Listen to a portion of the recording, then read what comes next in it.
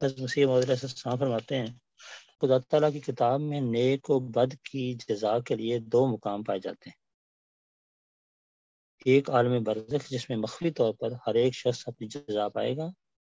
برے لوگ مرنے کے بعد ہی جہنم میں داخل ہوں گے، نیک لوگ مرنے کے بعد ہی جنت میں آرام پائیں گے، یعنی فوراً جنت شروع ہو جائے گی.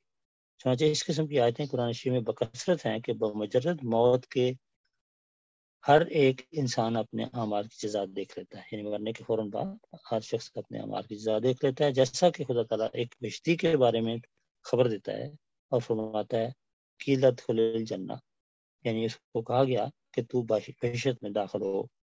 اور ایسا ہی ایک دوزخی کے متعلق فرماتا ہے فراؤ فی سوائل جہیم، بس اس نے اس کو عین جہنم کے درمیان دیکھا. یہ ابھی جو آیت ہم پڑھ رہے ہیں اسی کے طرف اشارہ کرتے فرماتے ہیں.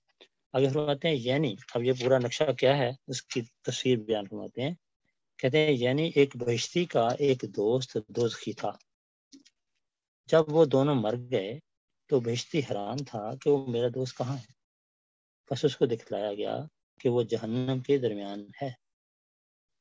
سو جزا سزا کی کاروائی تو بلا توقف شروع ہو جاتی ہے، مرنے کے بعد شروع ہو جاتی ہے، اور دوزخی دوزخ میں اور بہشتی بہشت میں جاتے ہیں.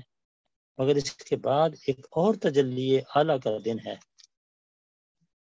جو خدا کی بڑی حکمت نے اس دن کے ظاہر کرنے کا تقاضا کیا ہے، کیونکہ اس نے انسان کو پیدا کیا تاکہ وہ اپنی خالقیت کے ساتھ شناخت کیا جائے، اور پھر وہ سب کو ہلاک کرے گا تاکہ وہ اپنی قہاریت کے ساتھ شناخت کیا جائے، اور پھر ایک دن سب کو کامل زندگی بخش کر ایک میدان میں جمع کرے گا تاکہ وہ اپنی قادریت کے ساتھ پہچانا جائے.